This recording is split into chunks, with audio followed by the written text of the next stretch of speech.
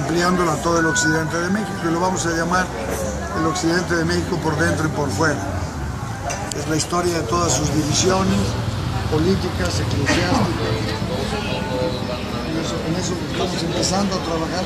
Cuando termine de acomodar mi casa y pueda empezar. Estábamos en una zona extraordinaria, ¿eh? No conocemos Guadalajara así a sus anchas y demás, pero está bien bonita esta zona. Pues mire, es el barrio en el que he vivido los últimos 40 años de mi vida. Entonces, aquí estoy. Entonces me cambié de casa, pero no me cambié de barrio. Pero ya me lo acabo de instalarme y entonces ya empezaré a trabajar ese tema. Claro. Y su trabajo contribuye obviamente a la historiografía jalisciense. Claro, yo creo que sí. La mayor parte de mis textos o de mis trabajos pueden englobarse dentro de lo que llamamos la historiografía jalisciense. Y en ese contexto, Jalisco, Baja California, ustedes, estamos hablando ya como instituciones, como personas, porque conocemos el trabajo del doctor Mundial. Por cierto, felicitaciones por el doctorado honoris causa de la UABC. ¿Qué significa para usted? Bueno, el tema principal del estudio haya sido siempre el estado de Jalisco.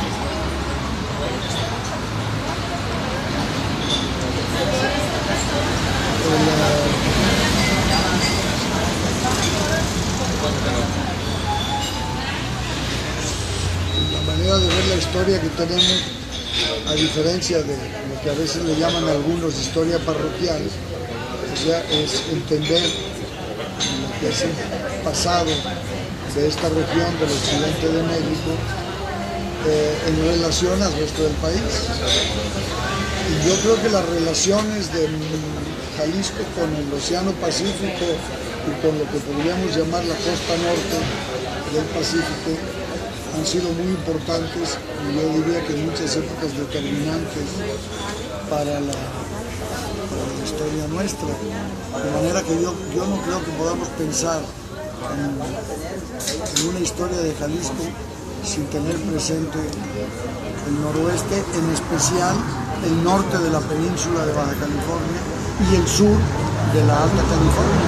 O sea, es una zona que está muy relacionada. Alguien definía una vez a una familia jalisciense clásica, en aquel tiempo que las familias eran más numerosas y las casas eran más grandes. Definían la familia jalisciense como el papá, la mamá, alguna tía entenada, 6 o 7 hijos y un primo en Los Ángeles y otro primo en Tijuana. Alguien tiene que estar en Tijuana. Por lo menos en Tijuana y en Los Ángeles tenía que haber un pariente, ¿no? Y bueno, yo creo que ya soy más tapatío todavía porque tengo una hija que ha vivido entre Tijuana y San Diego, o sea que cubre los dos. Magali. Entonces, pero independientemente de eso, pues hemos tenido una relación, se ha desarrollado una intensa relación personal con autores importantes de Baja California, Jorge Martínez, por ejemplo, David Piñera, que pues, es muy cuate mío, y otros más. El Instituto de Investigaciones Históricas de la Universidad Autónoma de Baja California es un departamento, una institución que la hemos seguido de cerca, hemos ayudado incluso un poquito con libros. Sí, ha habido una mano amiga siempre. Ha habido una relación constante, a veces no tanto porque pues ha habido algún director que no nos quiere mucho, pero luego lo quitan y ya viene otro que sí nos quiere más, entonces... y bueno, un buen día de ese grupo de investigadores del Instituto de Investigaciones Históricas de la UABC surgió la iniciativa de pues, darme el doctorado honoris causa. En parte, pues por algunos trabajos que se hicieron casi de tipo logístico, de organizar congresos, organizar reuniones allá y acá. creamos incluso una asociación una vez de historiadores que estuvieran radicando entre Jalisco y Tijuana. Los amigos del seminario de la Baja California. Luego los amigos del seminario de Baja California, de la que me hicieron el honor de nombrarme miembro emérito alguna vez. He dado muchas conferencias, he participado en muchas actividades. En fin, como que mi vida ha estado muy ligada a California, a Baja California. En una época en que Guadalajara, la gente pretenciosa y pudiente presumía de que ellos todo lo compraban en Tucson o en Los Ángeles o en San Diego. Me preguntaban una vez, ¿tú a qué frontera vas? Yo, ¿cómo que a qué frontera voy? ¿Dónde compras? No, es que yo compro aquí en Guadalajara. Pero, por ejemplo, ustedes van a ver al médico a Houston y yo, mi dentista, está en Ensenada. Yo voy a Ensenada a ver al dentista. ¿Cómo que Ensenada? ¿Y por qué no? ¿Que los médicos en Houston son mejores que los de México? Pues no, bueno, pues los dentistas en Ensenada sí son mejores que los de Guadalajara. En fin, quiero decir, hay una estrecha relación con Ensenada, de manera que el doctorado de la Universidad Autónoma de Baja California no es el único doctorado honoris causa que tengo, pero es el que más me pudo, como decimos en Guadalajara. Ah, qué bien. ¿Pudiéramos hablar o mencionar los otros doctorados? Tengo un doctorado honoris causa de todas las universidades públicas de Cataluña. Fabuloso. Se juntaron las 5 y me dieron un doctorado honoris causa. Fabuloso. ¿Cómo ve usted el panorama nacional? ¿Se ha olvidado la lección de la historia? Bueno, yo creo que a veces los historiadores somos muy pedantes y pensamos que tenemos la clave del futuro, por un lado. Por otro lado, la juventud también tiene el sentimiento de que la historia no les sirve de mucho, porque el joven siempre se siente o tiene la tendencia a sentirse que pues ellos están haciendo todo, ¿no? Recuerdo una conversación de un padre con un hijo en este mismo café. Estaba yo escuchando hace algunos años. Y el hijo discutió con el papá por algún tema de un muchacho como de 19 o 20 años, un par de años, ¿no?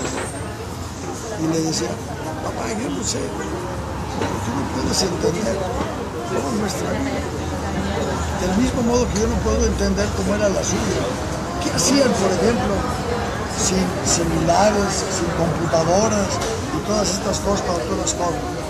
Y el papá le contestó con una sola frase: las estábamos inventando, hijo. El muchacho se quedó así como que no se le había ocurrido que estos aparatos que le facilitan y forman parte tan íntegra de su vida, integral de su vida cotidiana, pues tienen también una historia y un proceso. Entonces se voltea el hombre y me dice, oiga señor, ¿usted desde cuándo conoce las computadoras? Le dije, mire, pues creo que escogió un buen ejemplo. Yo conocí la primera computadora en 1971 o 72. ¿Cómo? Sí, el muchacho pelaba los ojos y que sí, era una computadora que en aquel momento llamaba la atención por pequeño, ocupaba toda una habitación en la Universidad de Guadalajara y era la con la que se procesaba todo el tema de los asuntos, era el departamento escolar. Toda una pared. Una habitación que además tenía una temperatura, yo tenía que estar a 15 grados de temperatura, hacía un frío endemoniado allá adentro, de manera que cuando hacía mucho calor, me acuerdo que alguna vez iba yo a visitar al jefe del departamento escolar, que era mi amigo, no, para meterme un rato ahí, quitarme el calor un rato y volver a salir. Y esa computadora tiene una historia hasta llegar a esto, ¿no? Bueno, eso yo creo que tradicionalmente la mayor parte de la gente mayor no lo sabe comunicar a la gente joven. Y la gente joven le interesa un cacahuate por otro lado, porque tampoco le ha caído el 20 de que todo lo que tiene es resultado de lo que hubo. Lo que hoy sucede es resultado de lo que sucedió. El otro día aquí atrás, lo digo porque yo vengo mucho se oye. Y se oye la conversación. Algunos no nos conocemos personalmente, pero nos hemos visto. Entonces, a veces hay manera de meterse en la conversación. Había una discusión sobre el tema de Venezuela, el Estado. Y tal por cual, de Maduro, etc. Entonces, y el otro era un muchacho de esos de izquierda rabiosa, y no hallaba cómo defenderse. Y oiga, ¿me permite que les invite un café? Les pago un café. A ver. Piense usted en historia, quiere decir que en la sociedad lo que sucede porque puede suceder. Lo imposible nunca sucede. Me quedó mirando, no sé, imposible. Entonces, lo que hay que hacer cuando suceden las cosas es entender por qué sucedieron. Usted, todo esto que está vociferando contra Maduro y contra el chavismo en Venezuela, que no voy a decir si tiene razón o no, pero creo que tiene razón en muchas cosas y en otras no. Por ejemplo, lo acabo de oír, que se queja de que dice usted el tráfico en la ciudad de Caracas es insoportable. Yo conocí Caracas en 1973 y era insoportable el tráfico. Que la delincuencia es enorme. Yo conocí Caracas en 73, 75 y 79 y la seguridad de Caracas era siempre la menor de todas las ciudades de América Latina. Entonces, ¿qué sucede? Lo que tenemos que ver es por qué se llegó a esta situación. Y si usted conociera los gobiernos que tuvo Venezuela antes, entendería por qué es posible que se haya producido esta situación. Y no la defiendo. No es que yo vaya a defender a Maduro, pero lo que hay que ver es que mucho de lo que está sucediendo porque se provocó anteriormente. Bien, eso es la historia. Ahora, no sabemos, los profesores o quienes enseñamos a veces no establecemos el puente de comunicación para permitir el acceso a la historia, a una historia que explique, porque por otro lado tenemos mucho la tendencia a hacer una historia como muy esquemática, con muchos datos, que eso nos interesan a usted y a mí, pero el público en general quiere otra cosa. Hay que hacer una novela. Lo que sí, hay que ir un poco al resultado. El ejemplo que yo pongo cuando doy la clase de teoría de la historia es el de la aspirina. Cuando nos duele la cabeza, nos tomamos una aspirina y nos quita el dolor. ¿Qué es lo que nos importa de la aspirina? Que nos quite el dolor. No nos importa quién inventó la aspirina, en qué día, en qué año, en qué lugar, a qué horas.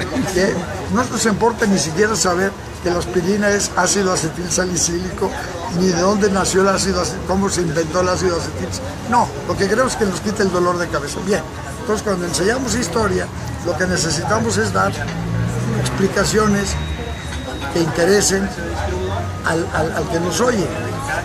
Bueno, entonces ahí es donde yo siento que a veces no cumplimos bien, ni unos ni otros, con la relación que debe de haber entre el presente y el pasado. Pues curiosamente aquí coinciden conceptos, momentos de mi persona, José Saldaña, porque resulta que me enfermé en Querétaro y me dijeron, ¿sabes qué? Te vas a tomar un tequila con amigos, porque eso es un problema de índole estomacal, te cayó algo mal.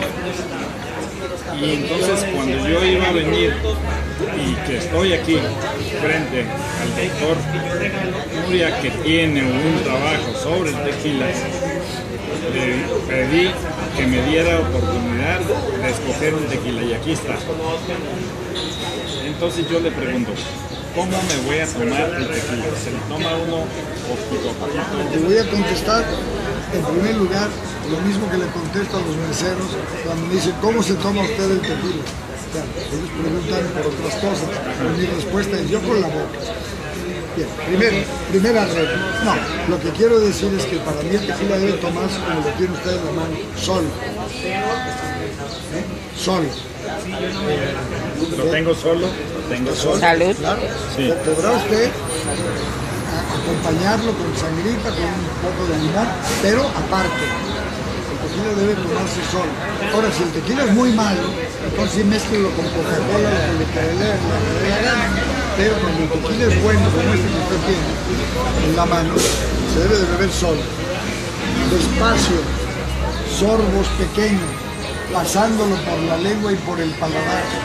Y cuando se lo haya tomado, aspire con la boca suavemente para que tenga el reflujo del sabor, es lo que le llamamos el resabor, para que acabe de sacar todo el provecho.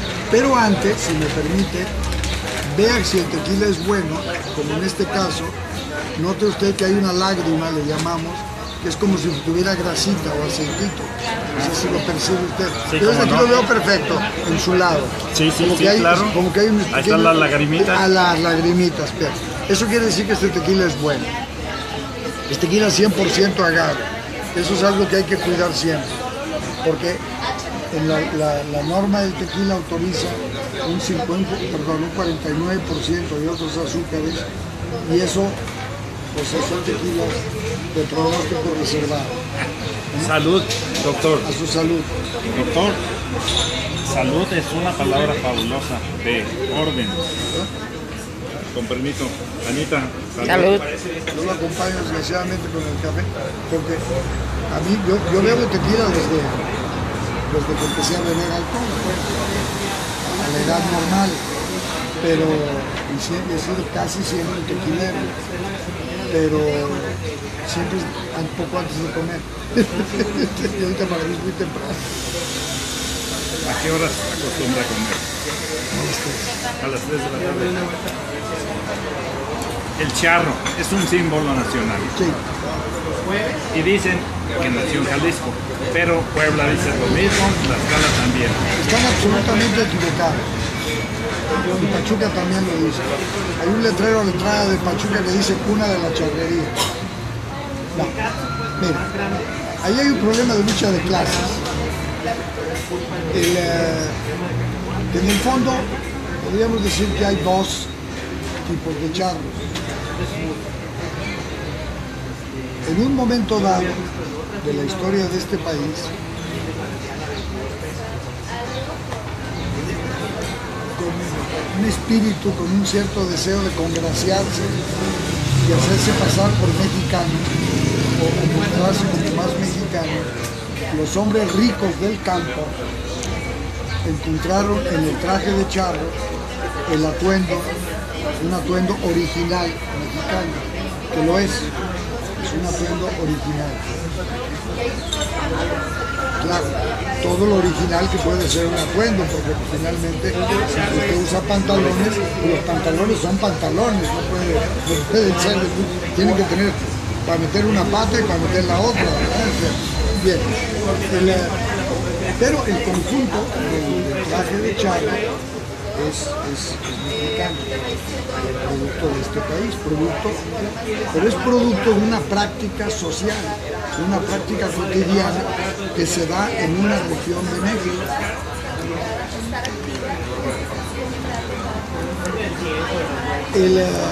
Esa región de México son los Altos de Jalisco, especialmente la región norte de los Altos de Jalisco. ¿Por qué? Porque es una práctica que nace de la vida ecuestre. Es una práctica campesina ecuestre. Ojo, en un país en donde la mayor parte de los campesinos son peatones.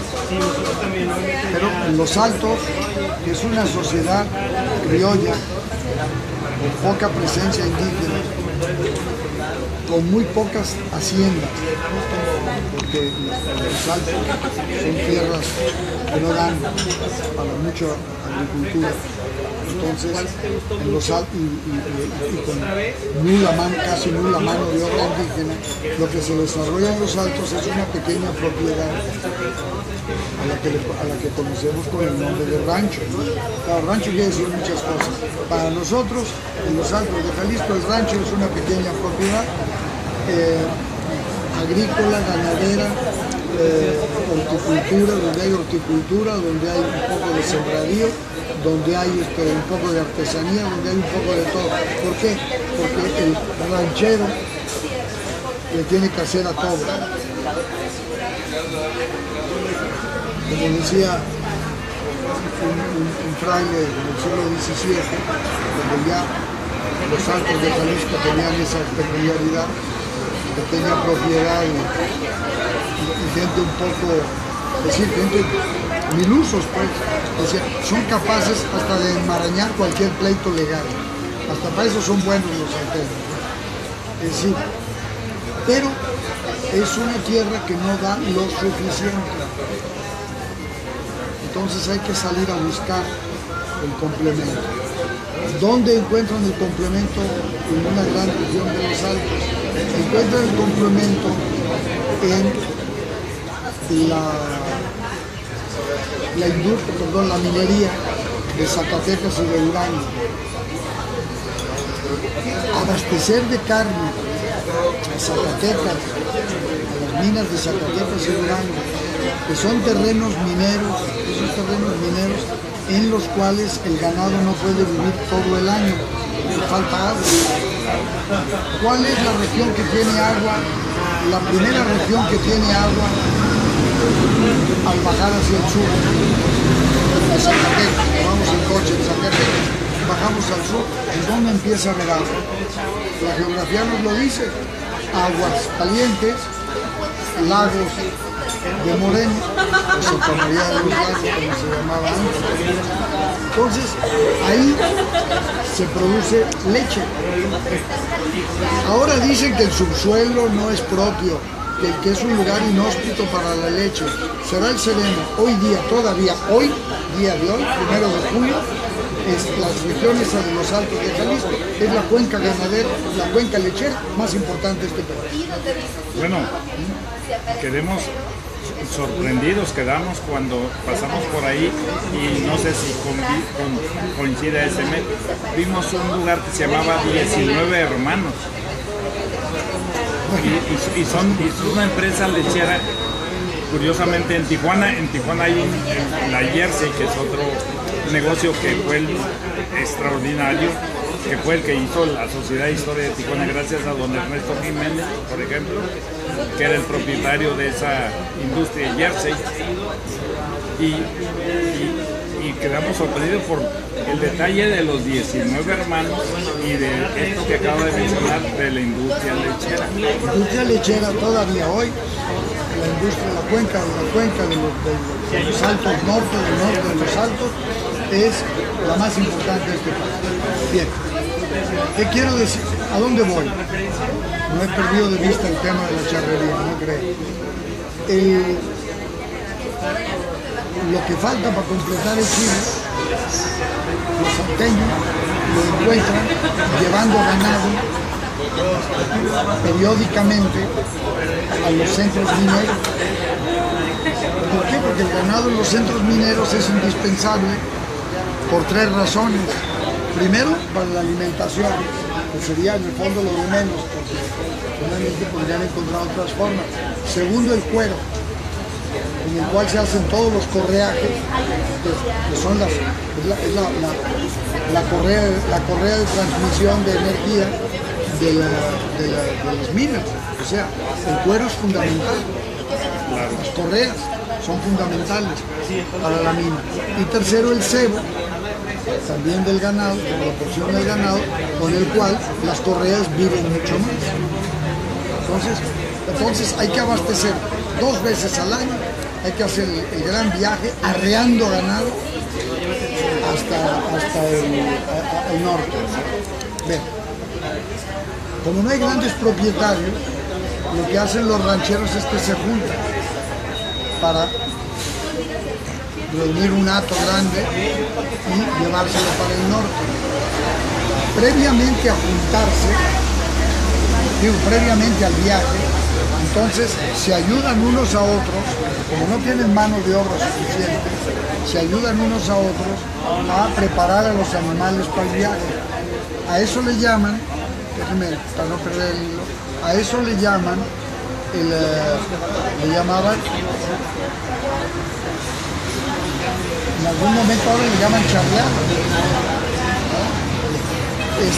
que es cuando se marca el ganado, se le preparan las patas para que pueda hacer el viaje.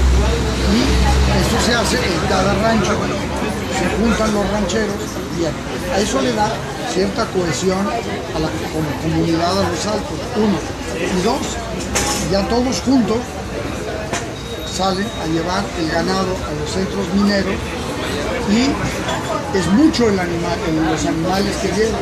Entonces hay dos elementos fundamentales que caracterizan al charro que nacen de esta necesidad. Uno, el sombrero de ala ancha para azuzar al ganado, ¿no? Y en cierta medida resistir también la lluvia y el sol en terrenos en donde no hay sombra, porque ya es plano todo eso. Uno. Y dos, el lazo por el animal que se despega para lazar al que se sale que se quiere ir. Eso es lo que le da origen al charro ranchero. Ahora bien, esta figura del charro ranchero, déjame terminar, esta figura del charro ranchero es la que toma el gran hacendado para vestirse, nomás que claro, se visten con atuendos más lujosos, pero el atuendo es el mismo, el tipo de pantalón, el tipo de camisola para andar de chaquetín para andar a caballo, y ya el tema de la platería que le ponen y todo eso, pues eso ya depende de la limpieza de cada quien. Y entonces la figura esta del charro poblano, hidalguense y todo eso, es una figura del hacendado rico que la toma del ranchero alteño. Esa es la historia del atuendo. Pero los herraderos, pues lo que ahora le llaman charrería, pues eran estas festividades, ¿no? Ahora son lúdicas, totalmente de diversión o de entrenamiento y todo eso, aunque hay muchos lugares en donde todavía tiene su origen y su función verdadera, de ayudar a preparar los animales para lo que sea. Entonces, ahora, pero bueno, básicamente las charreadas ahora son de diversión, pero el origen era justamente la preparación de los animales para hacer el gran viaje, que era lo que vivía la gente de los Altos. Y obviamente estamos hablando de la gente que daba el alimento. Vivimos gracias a la gente que trabaja para tener alimento. Entonces, ¿qué hace esa cuenca lechera de la que se extrae el ganado? Se extraen los animales que van a llevarse para el norte, también quedan los animales que se quedan ahí para abastecer de leche. Y la tradición lechera de los Altos es antiquísima. Y curiosamente hay como una especie de división del trabajo entre lo que diríamos la zona de Jalisco, de Lagos de Moreno, y la zona de Aguascalientes, porque Aguascalientes no se dedica tanto al cultivo, al culto, a la crianza de ganado, sino de caballos, que es el otro elemento indispensable, ¿verdad? Entonces, Aguascalientes es durante muchísimos años la primera región productora de caballos de toda lo que hoy es México. Nos están preguntando que cuántos estados vamos a andar visitando. Vamos a ir a Zacatecas, vamos a ir ahora a Aguascalientes, porque seguramente ahí vamos a encontrar cosas interesantes. Pero iniciando la plática con el doctor Muria, habló de esos 6 tomos, los cuales hizo referencia y le manda un saludo muy fraternal, mi primo, el doctor Pepe Luis González Rico, que usted tuvo a bien firmarle esos 3 tomos de hace años, que ahora se convirtieron en 6.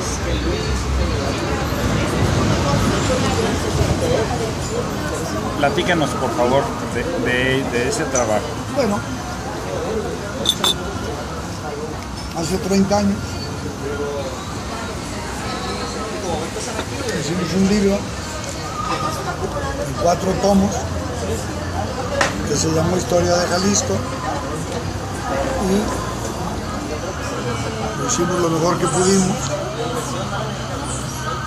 Ese tipo de libros de historia general no son resultado de un proceso de investigación, sino son resultado de un proceso de síntesis de lo que hay. Entonces, así como Luis Pérez Verdía, que es el gran historiador de Jalisco de la época del Porfiriato, pues trabajó con lo que había, con lo que se había hecho. Nosotros en el año 70 y tantos, fines de los 70, hicimos una gran síntesis en los 4 tomos de lo que había. 30 años después de que casi como consecuencia también de aquella historia de Jalisco se destapó el entusiasmo por la historiografía en Jalisco, aumentó enormemente el número de trabajadores de la historia en Jalisco, pues a estas alturas de la vida tenemos una producción historiográfica en Jalisco enormemente mayor que obliga a pensar la historia de una manera un poco diferente, no mucho, pero un poco diferente de entonces. Y además quedaban, ese libro se presentó en 1982, más o menos terminaba en 1970 la historia. Por eso eran 3 tomos. 4. 4 eran 4. Fueron 4. Terminaba en 1970 y ahora, y bueno, pues había de 60 a 2010, pues van 50 años, es medio siglo, entonces algo había que decir sobre estos últimos años, ¿no? Podemos hacer algunas consideraciones de cómo trabajar la época contemporánea, que tiene sus peculiaridades. No es lo mismo hablar de Núñez de Guzmán y la conquista que hablar de la época en la que uno ya es, no digo actor importante, pero un ser social activo, consciente de dónde vive y en fin, participa en la vida de la sociedad, que es nuestro caso, de los que trabajamos en ese libro. De manera que, por un lado, se le agregó un apéndice, bueno, no un apéndice, un último capítulo que hace una síntesis de los últimos 50, 60 años. 1. Y 2, pues se corrigieron muchas cosas. Hubo algunos errores. Hubo muchos errores, hubo bastantes errores. Errores de ignorancia que después las investigaciones corrigieron, otras investigaciones, y errores de dedo, porque además hubo una peculiaridad que aquel libro fue una obra sexenal. ¿Qué quiero decir con eso? Un gobernador dijo, quiero hacer ese libro y lo quiero hacer y lógicamente lo quiero publicar yo. Entonces, finalmente tuvimos 4 años para hacer ese libro y fueron 4 años. Ahí no se valía 365 decir, días de cada año. Me voy a tardar un año más para que salga mejor, no. Entonces, yo presumía de que ese libro lo hicimos en 4 años y 2 semanas. O sea, tardamos 2 semanas más de lo que habíamos programado. Bien, pero tenía que hacerse. El libro se publica, no me acuerdo ahorita bien a bien, pero la fecha, pero se ha publicado como por estas fechas, un poquito después.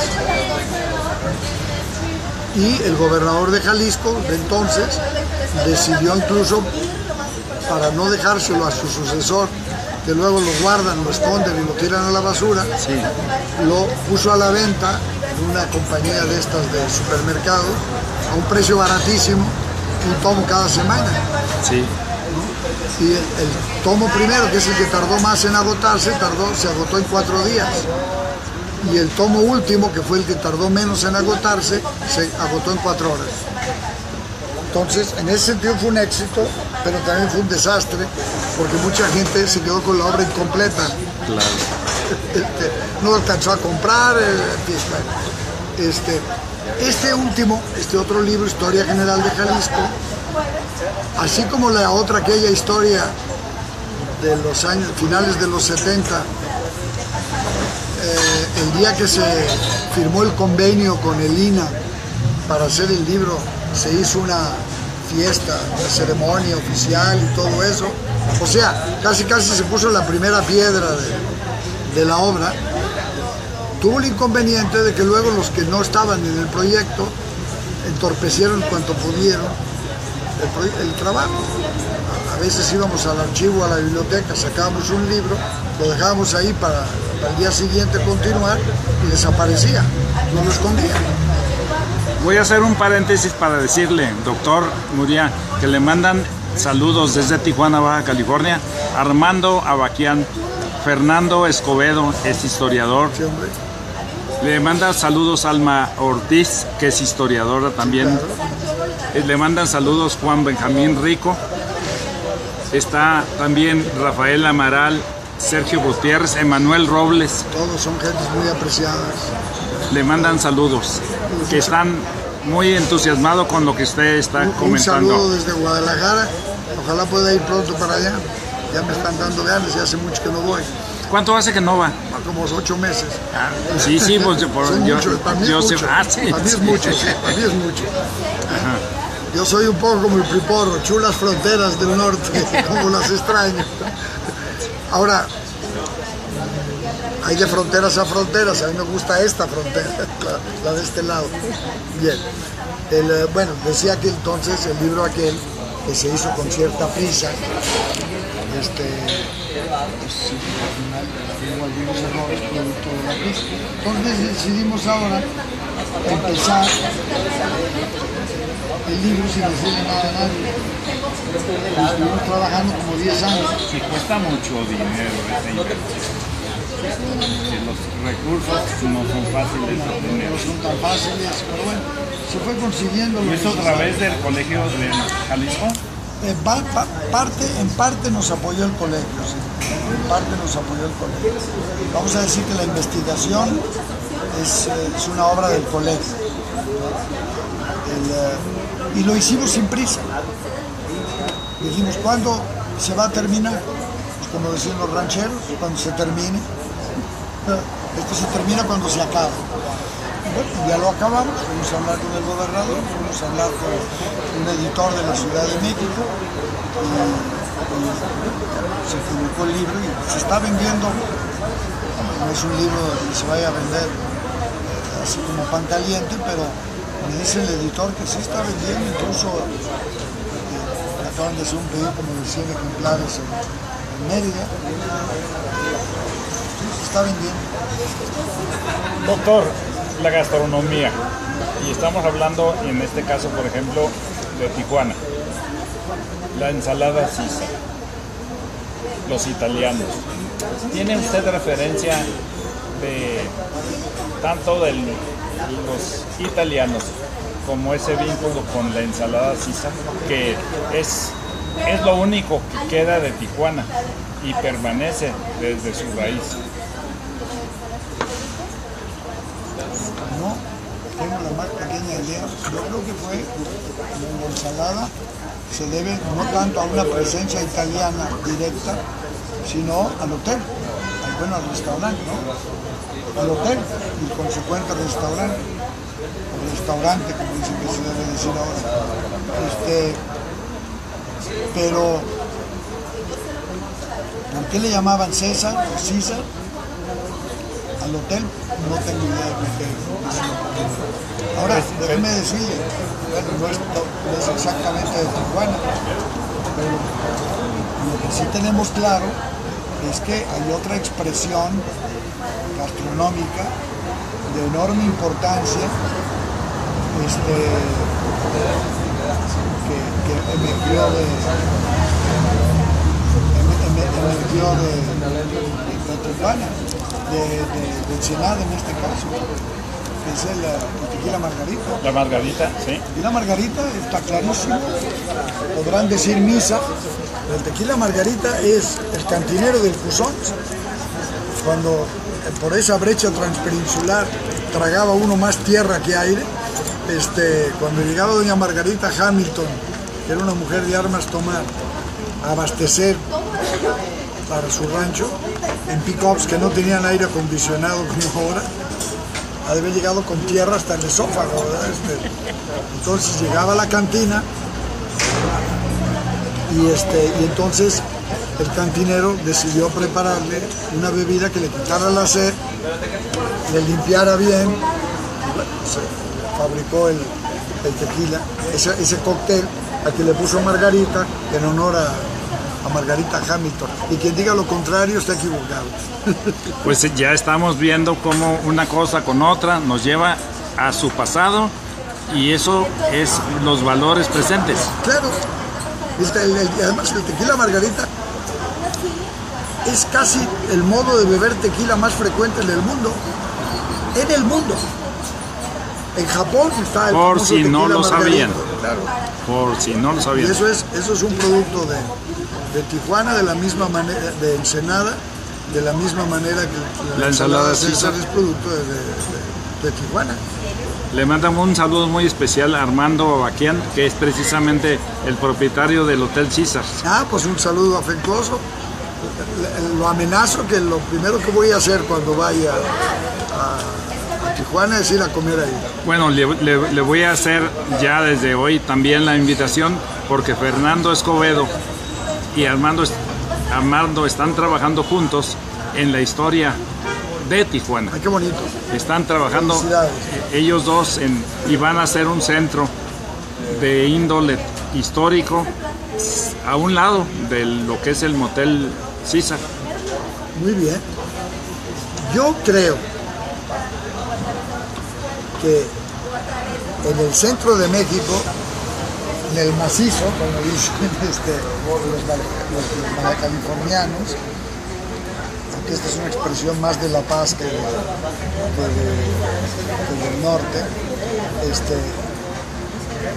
yo creo que los enamorados más feroces del modo de ser de Tijuana somos Miguel León Portilla y yo. Porque, mire, por ejemplo, aquella famosa bronca que hay de que allá en la frontera se habla muy mal español. Eso lo oye usted aquí, entre gentes que luego dicen que van al parking y que, bueno, dejemos. El argumento que tenemos León Portilla y yo, compañero, se habla español. Todavía se habla español. Y hay que entender que del otro lado también se habla español. O sea, el tijuanense, la frontera nuestra, no tan solo ha resistido, porque además hubo una época en que no había ni radio ni televisión en español. Yo cuando conocí la frontera no había televisión en español, toda la televisión era en inglés. A pesar Y de estaban en Tijuana. y a pesar de eso, yo defino a la frontera, y esa parte de la frontera, emblemáticamente, es la gran trinchera, para mí, de la cultura nuestra con la cultura sajona, con un elemento simbólico. El Instituto de Estudios Históricos de la Universidad Autónoma de Baja California está a la vista de la frontera. Yo digo que es el pecho de los mexicanos que de frente se encara a la influencia sajona, con el debido respeto, por supuesto, si no se trata de agarrarnos a trancazos todo el santo día, aunque a veces con Trump nos dan ganas, pero bueno, este es otro problema. Pero quiero decir, hay una gran cultura de defensa. Y que no tenga un hijo en Tijuana. Hay gente de todas partes. Es más, En Tijuana se habla más náhuatl que en Jalisco. Hasta ese nivel. Bien. Entonces, ¿qué quiere decir? Ojo con estos de aquí y los que nos sentimos muy mexicanos, porque la mexicanidad moderna, la del mañana, se está gestando allá. La prueba que hay un montón de expresiones culturales que están invadiendo al resto del país, que se están posesionando del centro del resto del país, que surgen en Tijuana. Quiero Escritores, músicos, música popular. Quiero comentarle que tuve la fortuna de conocer a Guillermo Ortega Castañeda. Él era economista y en 1943 llegó a Tijuana con el firme deseo de industrializar el norte de México. Era época de Segunda Guerra Mundial y era una palabra bien interesante. La industria maquiladora nace de ahí. Y recuerdo con agrado en este momento a don Guillermo Ortega Castañeda, que murió a los 102 años, hace poquito. Y le pregunto al doctor Muriá, ¿cómo inicia ese encuentro con la historia usted y su propia vocación? ¿Yo cómo empiezo a ser historiador? Pues mire, llegué como de rebote. Era yo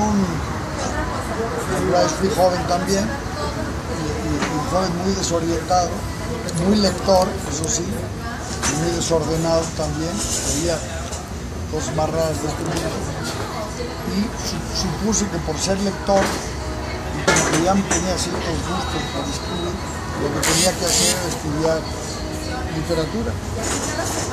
Entonces ingresé a la Universidad de Guadalajara, a la carrera de letras.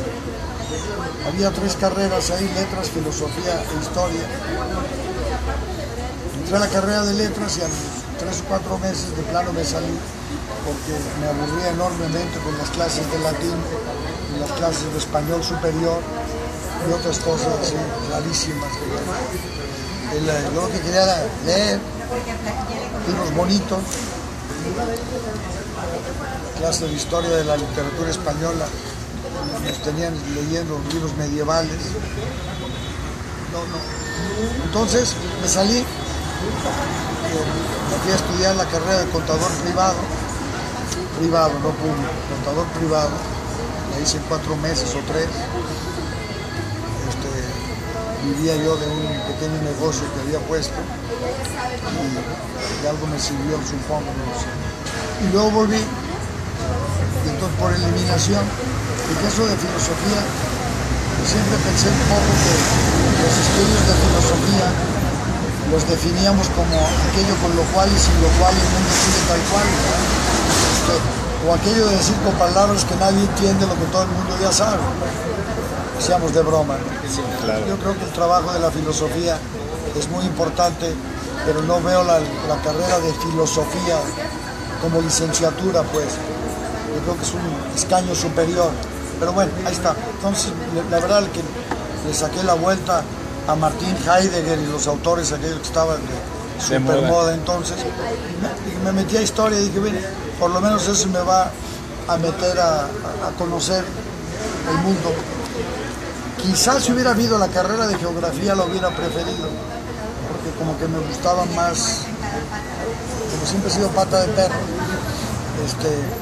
Y de hecho mi primer trabajo, vuelvo al principio, a la pregunta que me hizo al principio, mi primer trabajo de investigación formal, cuando ya tuve la chamba de investigador de tiempo completo de la línea, mi primer trabajo de investigación fue esa historia de las divisiones territoriales de Jalisco.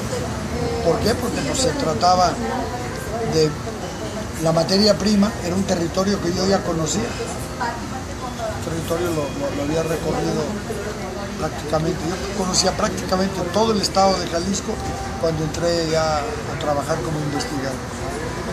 Entonces, mi primer trabajo era casi más bien de índole geográfica, pero luego ya fui derivando a otras cosas peores y aquí estoy, ¿no? Tuvimos la suerte también de visitar el domicilio del doctor Pablo Moreno Rodríguez, aquí cercas. Y entre sus libros encontramos uno de 1938 para tercer año de geografía. De Nájar, ¿no? Creo que sí. Un libro de este tamaño, es increíble lo que les enseñaban en 1938 a los muchachos de primaria. Y pusieron ahí las ciudades más populosas por estado en México. En México eran 10. Estaba Distrito Federal con 1.200.000 gentes. Estaba Guadalajara en segundo lugar y Aguascalientes, entre otras, entre el tercero y cuarto lugar. Una cosa que me sorprendió de maravilla. Doctor Muriá, los momentos, dije desde el principio, son extraordinarios. Yo le agradezco en lo máximo este detalle de haber tenido tiempo para estar con nosotros. Yo quisiera unas palabras para todos aquellos muchachos, jóvenes, viejos que nos siguen. Las redes sociales ahora son extraordinarias. Yo transmito todo a través de YouTube, una radio que tengo por internet que se llama Lo que el tiempo se llevó, y ahí se repiten y se repiten. ¿Por qué la historia es importante? Nada de lo que sucedió desaparece del todo. Somos el resultado de lo que sucedió. En la medida en que entendamos, no sepamos, entendamos lo que sucedió, o sea, sepamos por qué sucedieron las cosas, en esa medida podremos manejarnos mejor hacia el futuro. Es decir, yo no digo que la historia permita predecir el futuro. Predecir es una cosa muy fuerte y muy grave, ¿no? Saber qué va a suceder. Pero, ¿cuál es la tendencia de una sociedad hacia el futuro? Eso solamente se puede percibir conociendo su historia. Y cada uno de nosotros tiene que conocer su propia historia, claro. Sobre todo la familia. Alguien me preguntaba, ¿por qué insiste tanto en la historia de Jalisco? ¿Usted cree que la historia de Jalisco es la más importante de todas? Dije, para mí sí. Bueno, pero para otra gente no. Ah, no, claro. Si alguien de Michoacán dice que la historia de Jalisco es la más importante de todas, le digo que está borracho. Pues sí, porque es un descastado. La historia más importante de todas es la de uno. Historia de familia. Y yo creo que es muy importante. Ahí me encantaba una profesora que tuve en primaria, ahorita que venía para acá, que me hacían favor de traerme, un amigo mío que me dio un aventón, pasamos frente a mi primaria y aproveché que es un importante funcionario de la Secretaría de Educación y le dije, mira nomás, esa fachada pobrecita en mi primaria. Vámonos viendo la próxima semana, a ver si podemos darnos una mano de pintura. Y yo todavía conozco a 2, 3 exalumnos. Bueno, yo quiero mucho mi escuelita primaria. El Leal se llama. Bien, federal.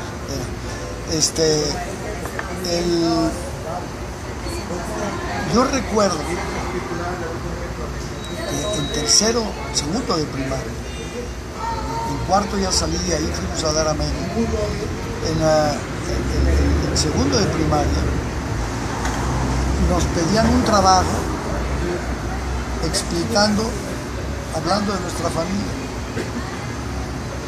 dónde había nacido el papá, dónde había nacido la mamá, dónde se habían casado, cuántos hermanos tenía uno, en dónde habían nacido los hermanos, dónde estudió. En fin, había un cuestionario ahí relativamente fácil de contestar, pero yo lo recuerdo mucho de eso.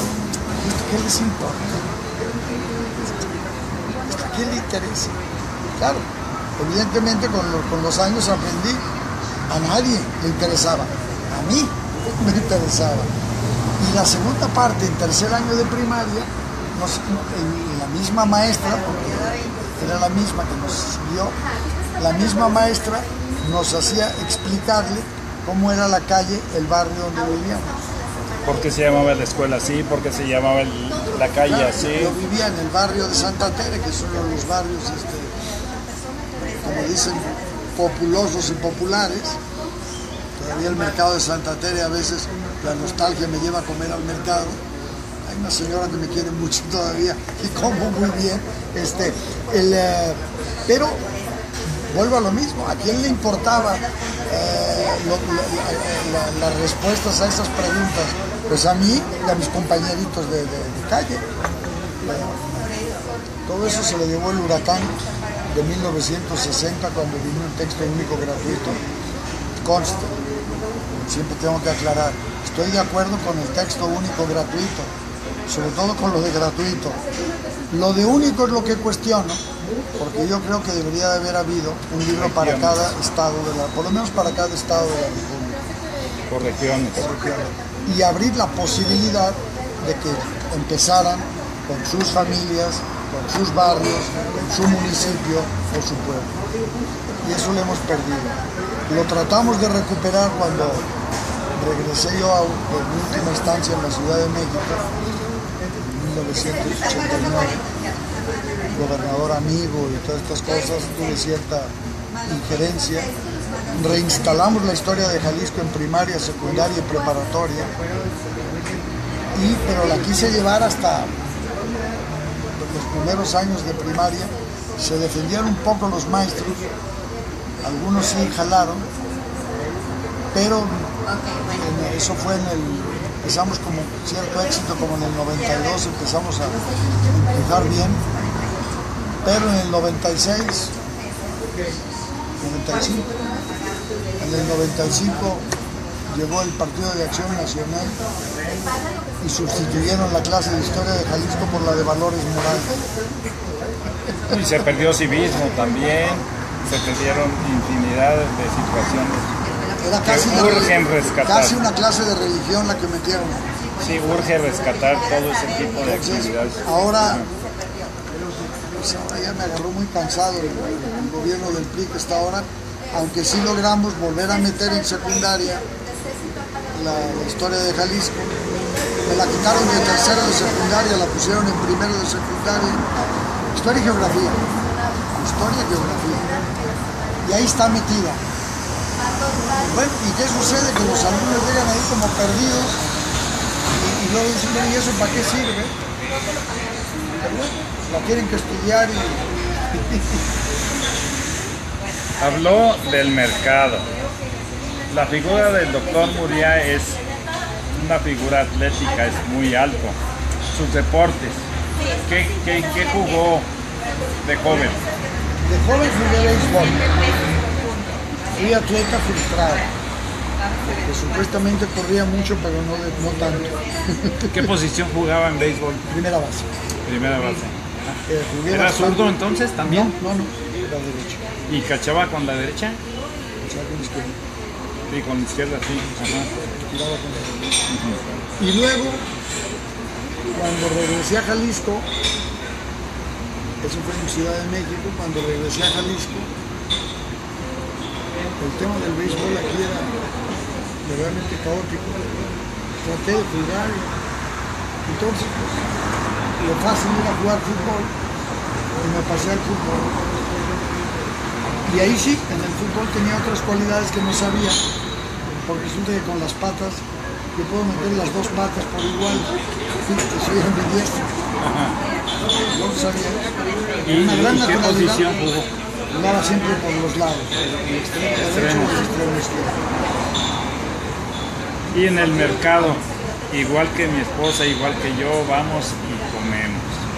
¿Cuál es su platillo que esa niña, esa jovencita? Arroz con frijoles. Arroz con frijoles. Y bueno, Arroz con frijoles. y salsa picante de la verde. Ya se me hizo agua la boca. Ya casi son las 3 de la tarde. Ahorita hay que ir a comer. No sé qué le ha parecido esta plática. Me encantó. ¿Sí le gustó? Sí, claro. Qué bueno. Además me hizo hablar y recordarme de Tijuana, que como le digo, y hace como 8 meses que no voy y ya le estoy echando de menos. Tijuana y Y Ensenada. Hay que ir con Jorge Martínez al Naranjo. Jorge Martínez. A tomarse un tequilita. Hay que ir al Majimaji, hay que ir al Fusón. Hay que ir al Majimaji. ¿Sabes dónde no me gusta? Todo el mundo habla del Rey Sol y a mí no me gusta el Rey Sol. Sí. Una tacha al Rey Sol. Sí, no me gusta el Rey Sol. Pero, pues mire, cuando llegue a Tijuana ya sabe que tiene que estar ahí en el Hotel César con Armando y con Fernando Escobar. Eso es lo primero que hago cuando voy a Tijuana, ya desde que nos reabrieron, ¿eh? Sí, claro. Hubo una vez un viaje que hice a Tijuana a trabajar. Me invitaron a dar una conferencia sobre el tequila al, ¿cómo se llama? Al Secut. Sí. Y no sé si sigue siendo el mismo el director, pero el Secut es Pedro Ochoa Palacio. Yo lo conocí cuando trabajaba en San Diego en el consulado. Ajá. Bueno, hice como tres días. Le mandamos un saludo también al licenciado Pedro Ochoa Palacio. Le mandamos un saludo a Pedro Ochoa, por supuesto. Y a David Piñera, si se deja, si es que está despierto. David Piñera no le gustan las redes, o sea, él anda inmiscuido. No, si David Piñera no escribe en piedra porque no se le da. Logré, a base de ofenderlo, de insultarlo, que le entrara al celular. Así es. Pero nada más, es puro celular, mensajes, todo. Sí, es la computadora tampoco se le da. Es mucho. Nuestro vecino. No, pues el doctor David Piñera Ramírez. David Piñera no es de aquí, es de Nayarit, pero aquí se hizo en Guadalajara. Sí. Pero bueno, se fue por ventura para allá. Y yo creo que ha sido muy benéfico para Tijuana.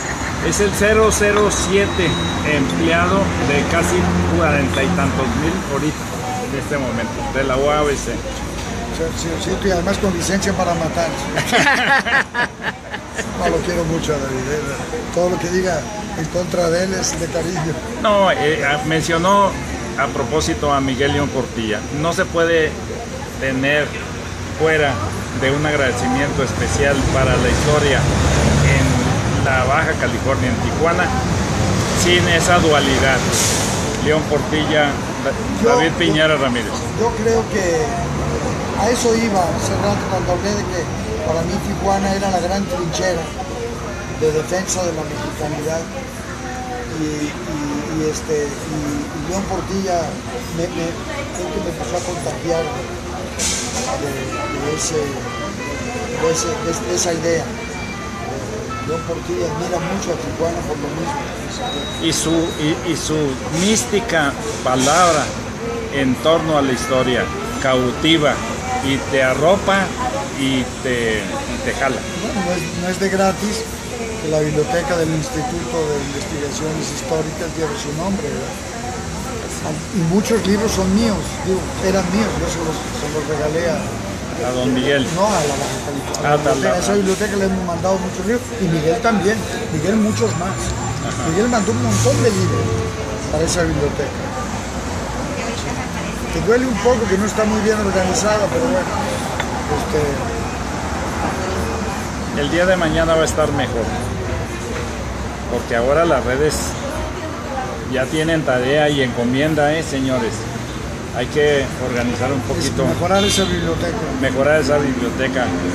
Directo para Isaías Bautista, que es el administrador, y Rogelio Ruiz, el hombre de las 3 R's, que está dirigiendo en este momento. El doctor Rogelio Ruiz es el ahora director. Y ese sí lo quiere. Le aseguro que lo quiere. Sí. Doctor, muchísimas gracias. Gracias a usted. Y Anita, ¿alguna pregunta? Muchas gracias, doctor. Gracias a usted, señora, por la paciencia de estar aguantando aquí.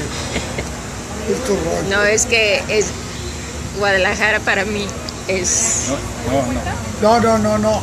Hija, yo no vuelvo, Para mí es un honor estar hablando de Guadalajara, sobre todo porque, y Jalisco, mi madre es de aquí.